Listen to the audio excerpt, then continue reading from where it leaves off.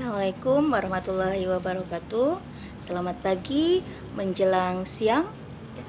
Bertemu lagi dengan MPLS Daring di SMKN Negeri 1 Dawan. Hari ini saya akan memberikan materi tentang anti korupsi. Oh ya, mata saya sering lirik sini karena saya selain juga menghadap kamera, juga saya harus menghadap laptop ya. Jadi wajar kalau saya matanya lirik sana lirik sini ya, jangan heran. Oke. Sebelum oh ya, satu hal lagi nih, mungkin ada yang bertanya-tanya, kok bete ya Bu, kok sekarang sekolahnya semua serba daring. Kita udah kangen banget sekolah, pengen sekolah, males banget. Kalau dulu sih suka banget lihat internet, kalau sekarang kok terasa membosankan. Pertanyaan itu bukan hanya untuk kalian, tapi juga untuk ibu. Tapi ingat, apa yang kita sedang jalankan sekarang itu adalah perintah dari pemerintah untuk kebaikan kita semua. Percayalah anak-anakku, jika kalian mematuhi seluruh peraturan pemerintah, semoga pandemi ini segera berakhir dan kita bisa melepaskan rasa rindu kita untuk bisa kembali lagi belajar secara tatap muka. Ya, maka dari itu apapun yang pemerintah anjurkan, salah satunya adalah untuk melakukan MPLS daring. Kita laksanakan dengan sebaik mungkin, karena itu adalah untuk kebaikan kita semua. Tidak terbayang dong gimana sedihnya dan takutnya jika ternyata ditemukan klaster-klaster baru corona dan itu ternyata di sekolah. Nauzubillahi min dzalik. Jangan sampai terjadi. Oleh karena itu, karena memang usia anak-anak dan usia manula itu adalah usia yang sangat rentan untuk terkena corona, maka ini adalah jalan terbaik yang diberikan pemerintah agar kita semua terjaga dari penyakit yang sangat mematikan itu. Mari kita sama-sama berdoa ya, semoga corona segera berakhir, pembelajaran kembali lagi normal dan kita bisa tatap muka. Kalian bisa belajar dengan ibu pun bisa mengajar kalian dengan kembali kita sama-sama belajar. Oh ya, ibu sudah ngomong panjang lebar, tapi kita belum kenalan ya. Oke, ada istilah kan, gak kenal maka gak sayang. Sebelum ibu mulai, ibu akan memperkenalkan diri. Ceiremen, Ida, Parida, Imnita. Ayo, ada yang ngerti gak? Ada yang ngaku? Itu bahasa apa? Betul, itu adalah bahasa Korea. Tapi tentu saja saya perkenalan tidak akan menggunakan bahasa Korea kali ini. Itu hanya ngetes aja buat kalian. Nama saya adalah Ida Parida SHI MPD. Sekali lagi, nama saya adalah Ida Parida SHI MPD. Jadi kalau panggil saya adalah Ibu Ida. Jangan nyari, kamu nyari siapa? Nyari guru Bu, Ibu guru. Ibu guru yang mana? Yang bulat-bulat, gendut, cerewet. Nah, jangan seperti itu. Masa sama gurunya sendiri tidak hafal ya. Jadi kalau cari saya nanti ke kantor, panggil saya Ibu Ida. Oh ya, saya di SMK Dawan itu mengajar bahasa Indonesia. Jadi nanti anak-anakku sekalian akan belajar bahasa Indonesia dengan Ibu Ida. Nah, Ibu Idanya yang ini nih. Kemudian beruntung juga nih kelas 1 sekarang. Kelas 1 sekarang setelah 2 tahun ke belakang itu pakem karena saya harus melanjutkan studi di Jakarta. Dulu saya pertama datang ke SMK Dawan juga saya mengajar bahasa Korea. Jadi bahasa Korea itu masuk kepada pembelajaran mulok. Mulok itu seperti kita belajar bahasa Sunda. Jadi kalian nanti ketika diharapkan setelah keluar dari SMKN Negeri 1 Dawan, kalian selain punya ilmu juga kalian punya skill, yaitu skill bahasa asing, baik itu bahasa Inggris ataupun bahasa Korea yang nanti akan ibu ajarkan. Dan sayangnya karena ibu jamnya hanya padat dengan bahasa Indonesia, jadi ibu hanya mengajar bahasa Korea di kelas 1. Nah, beruntung ya yang kelas 1 ini nanti akan bertemu dengan ibu belajar bahasa Korea. Bu, untungnya apa sih belajar bahasa Korea? Banyak sekali ya. Salah satunya kalian nanti kalau misalnya kalian bekerja di perusahaan Korea, otomatis diterima. Biasanya orang Korea sangat suka sekali ketika ada orang lokal, ada orang Indonesia yang bisa bahasa Korea. Oh ya, selain ibu mengajar bahasa Indonesia, juga ibu mengajar bahasa Korea, juga ada ekskul Korea. Nah, yang suka Korea nih, kalau kalian ingin suka makanan Korea, suka baju Korea, pengen tahu budaya Korea, kehidupan Korea, pokoknya tentang adat istiadat tentang Korea.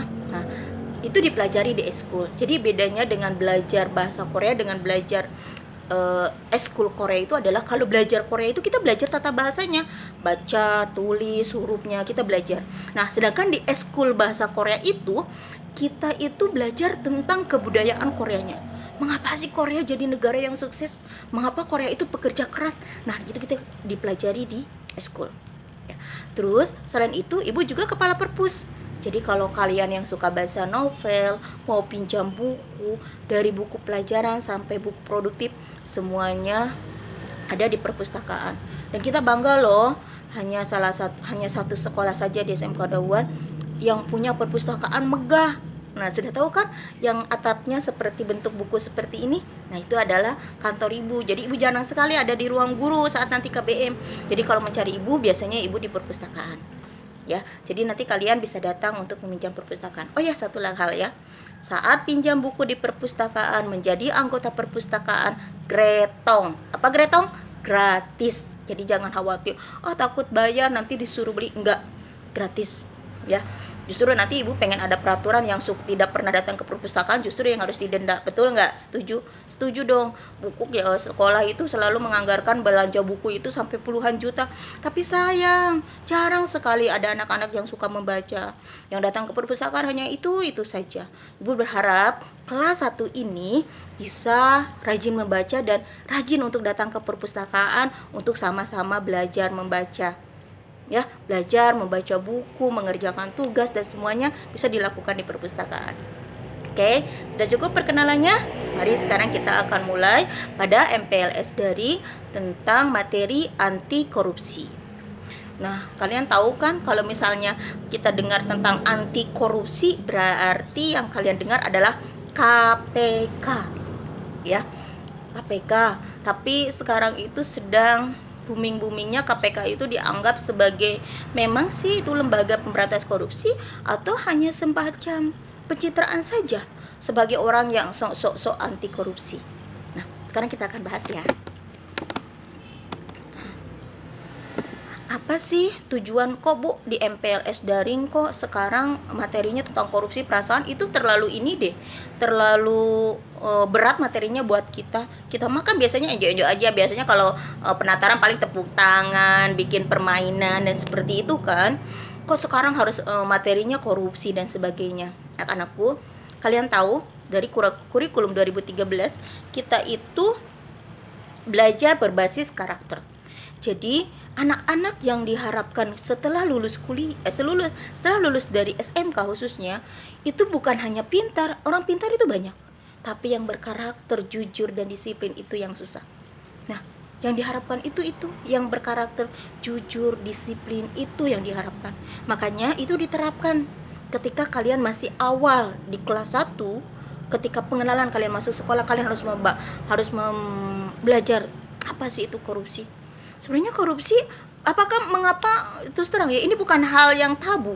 Kita selalu dengar bahwa penjabat anggota DPR korupsi bla bla bla, tapi dia tidak tertangkap. Terus yang tertangkap ini malah justru banyak juga yang beritanya justru malah tertelan oleh waktu. Sehingga kok saya dengar dulu dia korupsi, tapi kok sekarang adem-adem aja, dia malah lihat jalan-jalan ke luar negeri gitu kan. Itu mengapa gitu. Nah, diharapkan bahwa kalian itu tidak menjadi penerus yang seperti itu. Tapi suatu hari nanti kalau kalian menjadi seorang pejabat, amin. Menjadi pemerintah, amin. Menjadi abdi negara, amin. Ya, Kak aminkan semoga itu menjadi doa. Kalian menjadi seorang penjabat, pegawai pemerintah, abdi negara yang jujur, berkarakter. Salah satunya tidak melakukan korupsi.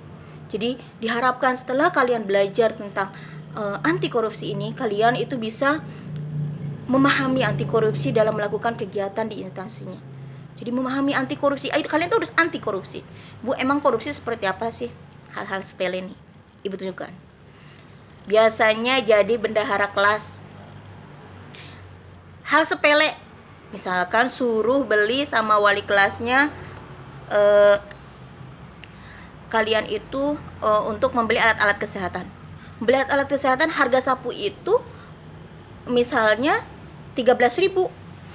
Tapi dilempengin aja lah, 12 jadi 15.000, lumayan 2.000 buat jajan es. itu adalah salah satu benih-benih yang ada di dalam diri kalian untuk melakukan korupsi. Memang kalian pikir kan cuma 2.000 rupiah, Bu, buang buat apa? Memang yang berawal dari kecil itu bisa menjadi korupsi besar ketika kalian mungkin dewasa nanti. Nauzubillah min dzalik. Jangan sampai. Kalau kalian memang membutuhkan bensin, kalian bilang, Bu, saya akan ke pasar. Kepada wali kelas kalian kan laporan. Saya akan belanja sapu, belanja lapel dan sebagainya. Notanya yang asli. Sekarang tuh banyak sekali yang meminta nota palsu. Kepada pedagang kalian mengajarkan, itu juga mencirikan. Saya pernah ada seorang anak siswa. Saya kebetulan anak seorang pedagang. Dia berbelanja kebutuhan lapel dan dia meminta nota 2. Saya sampai gini, dia sekolah di mana nih? Saya lihat dia levelnya. Itu berarti dia sudah belajar korupsi. Karena dia menginginkan mendabelkan kok notanya. Itu jangan pernah kalian lakukan. Walaupun hanya sekitar 1.000, 2.000, 3.000. Karena itu adalah awal benih-benih kalian ada dalam diri kalian untuk melakukan korupsi. Sekarang kalian mengkorupsi uang kelas. Mungkin suatu hari nanti kalian mengkorupsi uang keluarga atau mengkorupsi uang negara. Nauzubillahi min dzalik, tidak akan berkah hidupnya dunia serta akhirat walaupun kalian nanti diberkahi oleh harta. Ya. Misalnya kalian bisa seperti itu. Kalau kalian memang membutuhkan biaya lebih, kalian bisa bilang kepada guru, Bu, saya ke pasar Kerjati itu membutuhkan bensin 1 liter dan saya minum es. Bensin 1 liter itu 10.000 misalkan. Saya minum es berdua 5.000.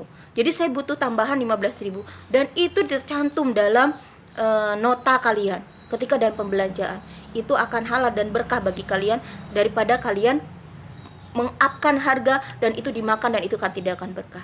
Ya, Ibu berharap kalian tidak akan melakukan seperti itu. Selanjutnya, Bu, sebenarnya bahaya dari korupsi itu apa? Negara Indonesia adalah negara yang sangat maju. Harusnya negara yang sangat subur makmur lebih daripada negara Arab. Tapi kenapa? Lihat sekali potret kemiskinan yang ada di kita. Kenapa? Karena uang yang seharusnya yang oleh rakyat itu dibayarkan pajaknya untuk kembali mensejahterakan kita ternyata dimakan oleh para penjabat sehingga berdampaknya apa? Kemiskinan. Seharusnya kalau kalian nanti itu kalian akan melihat potret kemiskinan seperti ini.